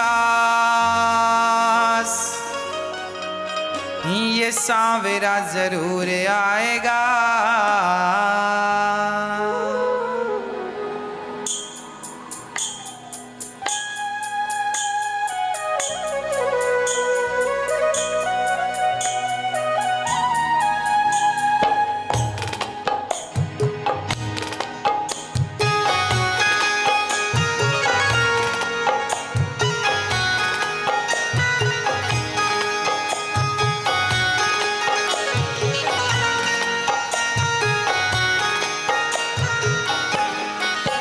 मत होना मन बावरे उदास, ये सांवरा जरूर आएगा। मत होना मन बावरे उदास, ये सांवरा जरूर आएगा। मन में रखना विश्वास, मन में रखना विश्वास, ये सांवरा जरूर आएगा। मन में रखना विश्वास, ये सांवरा जरूर आएगा। मत होना मन बावरे उदास, ये सांवरा जरूर आएगा। मत होना मन बावरे उदास, ये सांवरा जरूर आएगा।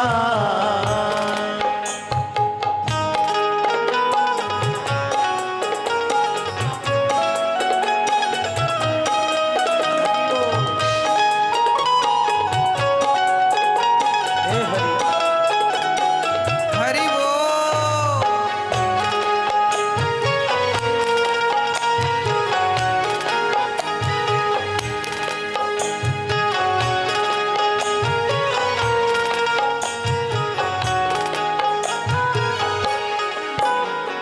डोले नैया तेरे हाथों में न पतवार हो, राह अनजानी और घोरे अंधकार हो। डोले नैया तेरे हाथों में न पतवार हो, राह जाने और घोरे अंधकार हो। हे कन्हैया, हमें केवल आपके चरणों में विश्वास है। हमारी नौका तो डगमग डगमग डोल रही है, अंधकार से भरा हुआ मार्ग है। यदि हमें इस अंधकार से कोई पार लगाएगा तो केवल आप। मैं हर व्यक्ति से, हर प्राणी से निवेदन करता हूं, आखिरी श्वास तक विश्वास बनाए रखिए। पता नहीं परमात्मा कब आपका विश्वास बचाने आ जाए, कब आपके विश्वास की रक्षा करने आ जाए।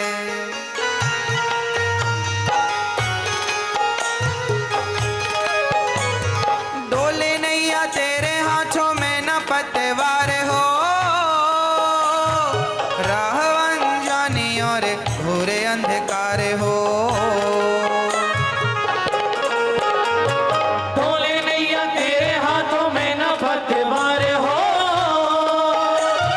राह जानी और घोरे अंधकार हो। ऐसे अंधेरों में बन के प्रकाश, ऐसे अंधेरों में बन के प्रकाश, ये सांवरा जरूर आएगा। ऐसे अंधेरों में बन के प्रकाश, ये सांवरा जरूर आएगा। मत होना मन बावरे उदास, ये सांवरा जरूर आएगा। मत होना मन बावरे उदास, ये सांवरा जरूर आएगा।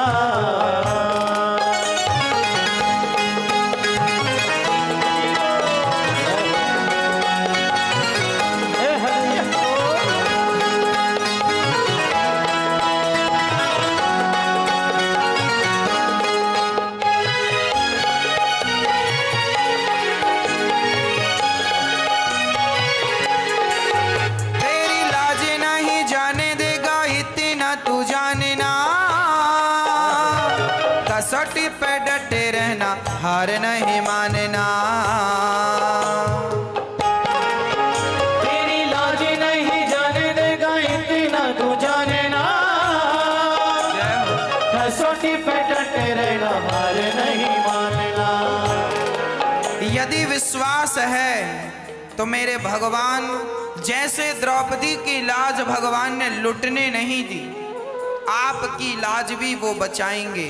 बस विश्वास बनाए रखिएगा, अंतिम समय तक विश्वास टूटे ना।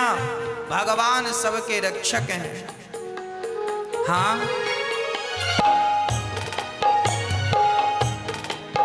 तेरी लाज नहीं जाने देगा इतना तू जानना,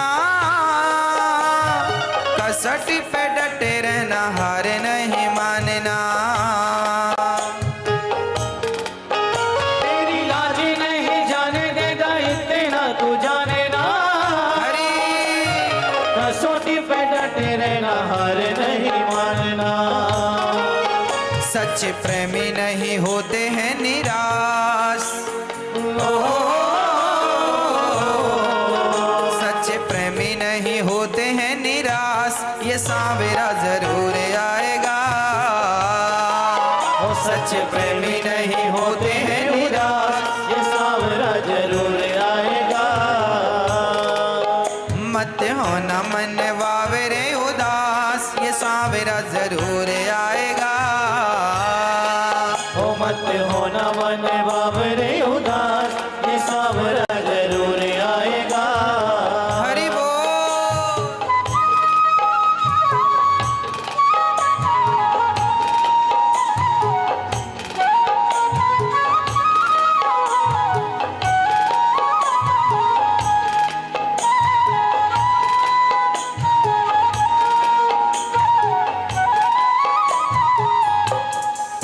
मेरा पी गई थी विष प्याला इसी विश्वास पे, दर पे सुदामा आया बस इसी आस पे। मीरा पी गई थी विष प्याला इसी विश्वास पे, घर पे सुदामा आया इसी विश्वास पे। मेरा पी गई थी विष प्याला इसी विश्वास पे, दर पे सुदामा आया बस इसी आस पे। मीरा पी गई थी विष प्याला इसी विश्वास पे, घर पे सुदामा आया बस इसी आस पे। है अनिरुद्ध को विश्वास, है अनिरुद्ध को विश्वास, ये सांवरा जरूर आएगा। है अनिरुद्ध को विश्वास, ये सांवरा जरूर आएगा। मत होना मन बावरे उदास, ये सांवरा जरूर आएगा। ओ मन में रखना विश्वास, ये सांवरा जरूर आएगा। मत होना मन बावरे उदास, ये सांवरा जरूर आएगा। मन में रखना विश्वास, ये सांवरा जरूर आएगा।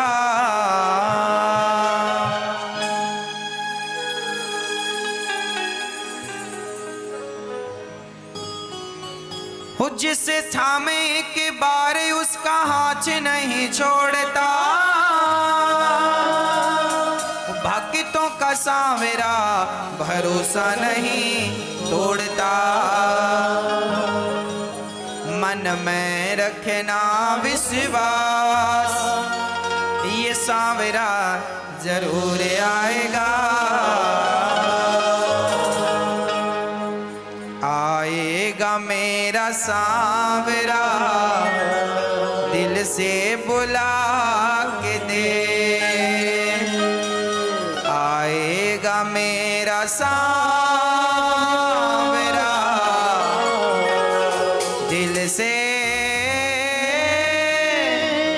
बुला के दे।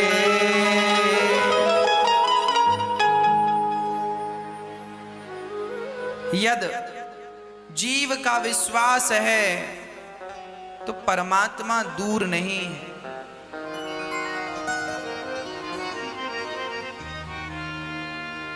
भगवान के चरणों में केवल विश्वास होना चाहिए, केवल विश्वास। यदि हम विश्वास के साथ भगवान का नित्य चिंतन करें, नित्य स्मरण करें, कोई बाधा नहीं है जीवन में।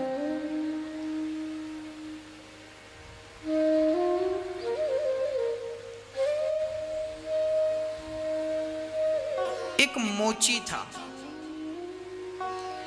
जूता सिलने का काम मोची भाई करते थे। उनके घर के सामने उनके आंगन में एक छोटा सा गड्ढा था। उस गड्ढे में एक सुंदर सा कमल खिला हुआ था। तभी वहां से कोई राजा की सवारी निकली और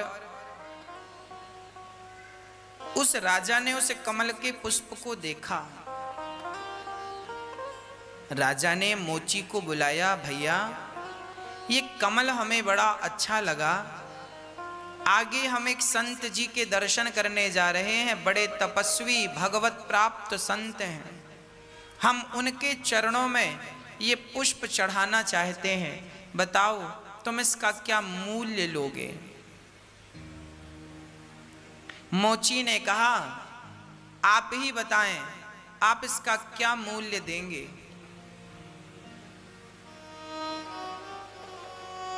राजा ने कहा मैं 5 स्वर्ण मुद्रा देता हूं। मोची को लगा एक कमल की 5 स्वर्ण मुद्रा। मोची को लगा जरूर इस कमल में कोई खास बात। मोची ने कहा ना, मैं इतने कम दाम में नहीं दे सकता। राजा ने कहा कोई बात नहीं, 100 स्वर्ण मुद्राएं ले लो।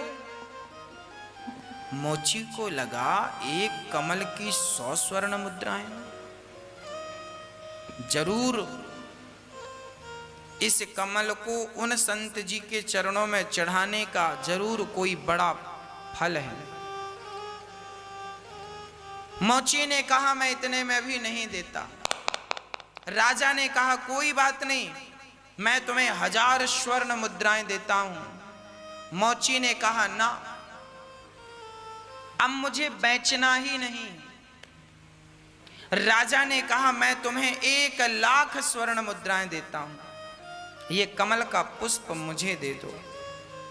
मोची ने कहा राजा साहब मैं इसे बेचना ही नहीं चाहता। राजा ने कहा 2,00,000 स्वर्ण मुद्राएं ले लो। मोची ने फिर वही जवाब दिया, मैं इसे बेचना ही नहीं चाहता।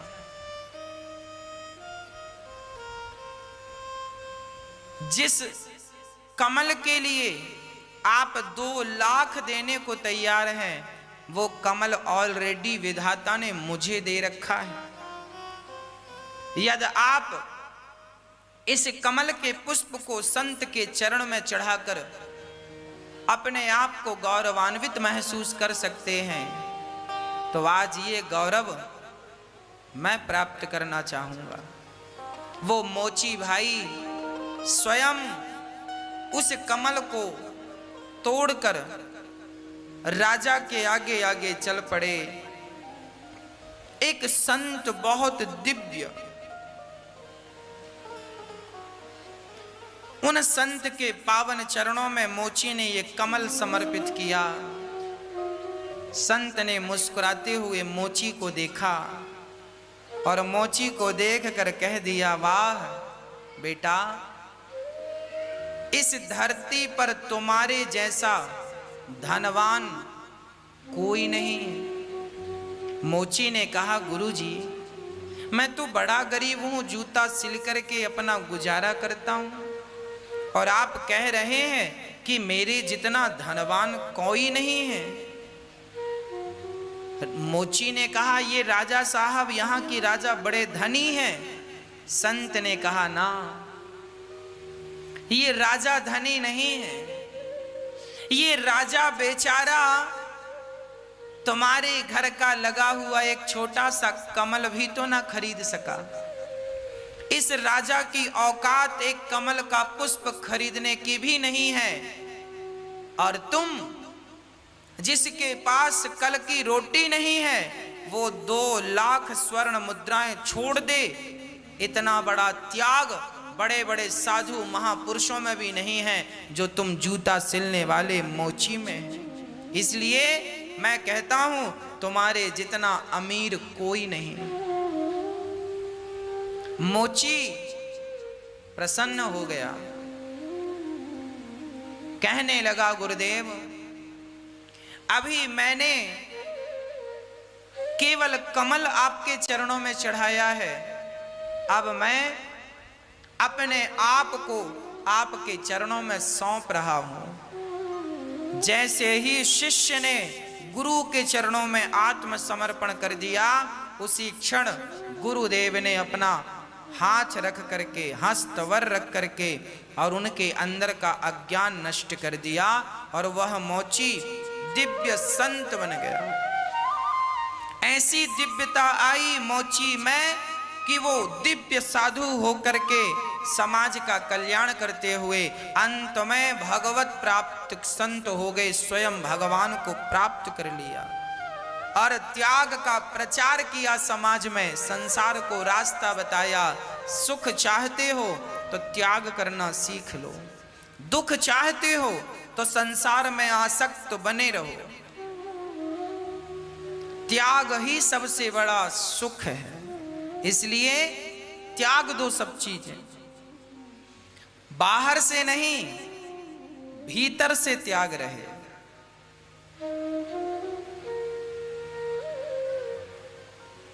माना कि ये 10 लाख रुपए है, माना कि है तो कमल की गुलाब की पंखुड़ी, पर माना कि ये 10 लाख रुपए है, हमने ये 10 लाख रुपए पकड़े हैं, हम इसे पकड़ के रखें, परंतु इसे हाथ से ही पकड़ें, इसे मन से ना पकड़ लें। कुछ लोग पैसे के लिए रोते हैं, बिलखते हैं, परेशान रहते हैं। क्यों? क्योंकि इन्होंने पैसे को शरीर से नहीं पकड़ा, इन्होंने पैसे को मन से पकड़ लिया है। और कहता हूं कि मन से भगवान को पकड़ना, संसार की हर वस्तु को अपने शरीर से पकड़ना, शरीर से कुछ भी पकड़ लो, पर मन भगवान के चरणों में, उनके चरण पकड़ने के लिए। इसलिए बाहर से आप संसार को पकड़ के रखो, पर भीतर से भगवान से जुड़े रहो। बाहर से व्यवहार कुशल बनो और भीतर से भगवत भक्त बनो। और हम लोग उल्टा करते हैं, हम लोग भीतर से संसार में जुड़े हैं और बाहर से भगवान की पूजा पाठ आरती इत्यादि हम दिखावा भी कर लेते हैं, है ना। इसलिए कपट रहित जीवन हो। भगवान पूतना को देखकर नेत्र बंद करते हैं, क्योंकि कपट भरा है। पूतना ने श्याम सुंदर को उठाया, स्तनपान कराया, थोड़ा सा जहर था, जहर भगवान को पिलाया, भगवान ने जहर पिया, दूध पिलाया, ठाकुर जी ने दूध पिया, जहर खत्म, दूध खत्म। अब पूतना के प्राण बचे, भगवान पूतना के प्राण पीने लगे। पूतना चिल्लाई, बालक छोड़ दो, छोड़ दो। भगवान बोले, मौसी जी हम जल्दी से पकड़ते नहीं हैं, और पकड़ लेते हैं तो फिर कभी छोड़ते नहीं हैं। यहाँ पकड़ने की भरपूर व्यवस्था है, छोड़ने की व्यवस्था नहीं है। भगवान कभी किसी को छोड़ते, एक बार एक तो भगवान पकड़ते नहीं, और पकड़ लें तो टेढ़े टांगे वाले तेरे महिमा निराली।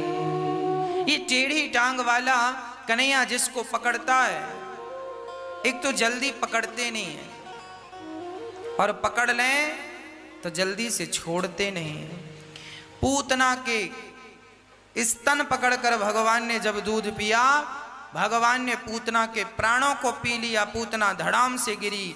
पूतना का भगवान ने पूतना की वह गति की जो माँ कौशल्या, माँ यशोदा की। भगवान ने पूतना और अपनी माँ पर कोई अंतर नहीं समझा। ये भगवान की दृष्टि, भगवान के प्यार करने में भी प्यार है और भगवान के दंड देने में भी प्यार है। भगवान राम ने दशरथ जी को जो गति प्रदान की, वही गति रावण को प्रदान की। अपने पिता को जहां भेजते हैं राम, रावण को भी वहीं भेजते हैं राम। मतलब हम लोग समझते हैं कि राम रावण में दुश्मनी थी। रावण दुश्मन मानता था राम को, पर राम रावण को दुश्मन नहीं मानते थे। राम तो समझा रहे थे, रावण समझ जा, सीता को वापस कर दे, मैं नहीं मारूंगा। पर जब वो दुश्मनी भाव से भजता रहा तो भगवान ने भी फिर मार करके उसकी सदगति की। जितनी कृपा राम ने विभीषण पर की उतनी ही कृपा राम ने रावण पर की। राम सबकी गति। एक बार कोई भगवान की शरण में चला जाए, कितना भी पापी हो, सन्मुख हो ही जीव मोहि जबहि, जन्म कोटि अघनासहि तबहि। उसी क्षण तत्क्षण भगवान की प्राप्ति हो जाती है, ईश्वर की प्राप्ति हो जाती है। भगवान ने पूतना का उद्धार किया है। पश्चात भगवान श्री कृष्ण को मारने के लिए शकटासुर आए हैं और शकटासुर भगवान को मारने के लिए आए, छकड़े पर बैठे। भगवान ने शकटासुर का उद्धार कर दिया।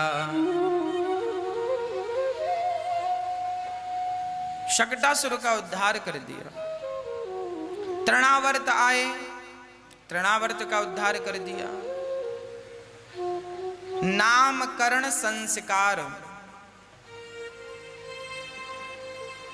नामकरण संस्कार, जब भगवान थोड़ा बड़े हुए तो भगवान का संस्कार हुआ। हमारे सनातन धर्म में 16 संस्कारों की पद्धति रही है। सबसे पहला संस्कार होता है गर्भाधान संस्कार। जिस दिन पिता के द्वारा मां गर्भवती होती है उस दिन को भी संस्कार कहते हैं।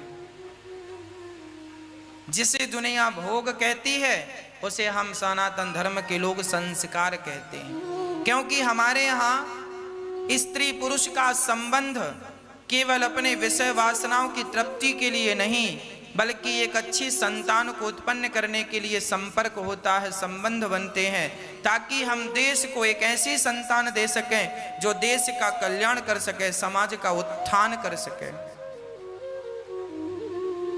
जब आप भगवान का भक्त पैदा करने के लिए भोग भोगते हैं तो आपका भोग भोगना भक्ति से जुड़ने से वो भोग भी भक्ति हो जाता है। प्रिय भक्तों,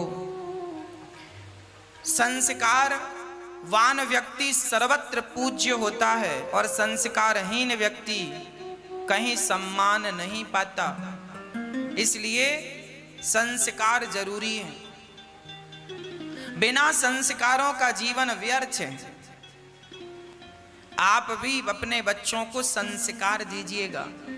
सवेरे जल्दी उठने के संस्कार दीजिएगा, सुबह जल्दी स्नान करने के संस्कार दीजिएगा।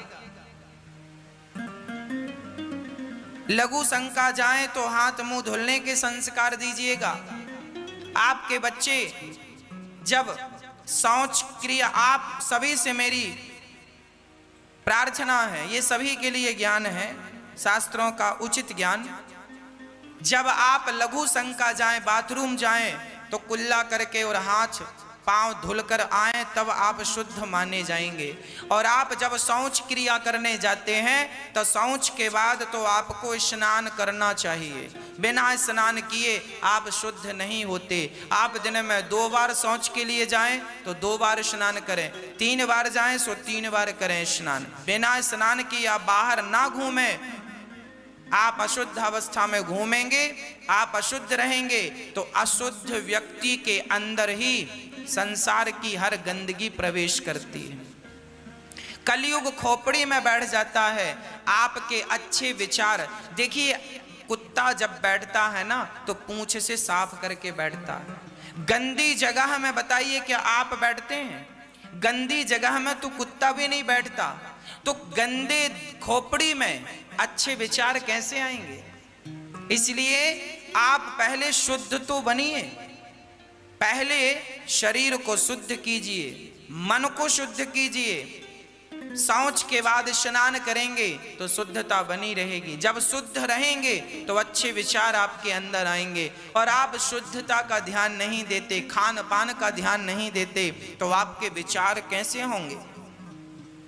अच्छे विचारों की तो आपसे अपेक्षा नहीं रख सकते हम, गंदे विचार ही होंगे। और आज समाज संसार में गंदा वातावरण बनता जा रहा है। लोगों के विचार, लोगों के अंदर की अच्छाइयां समाप्त होती जा रही हैं।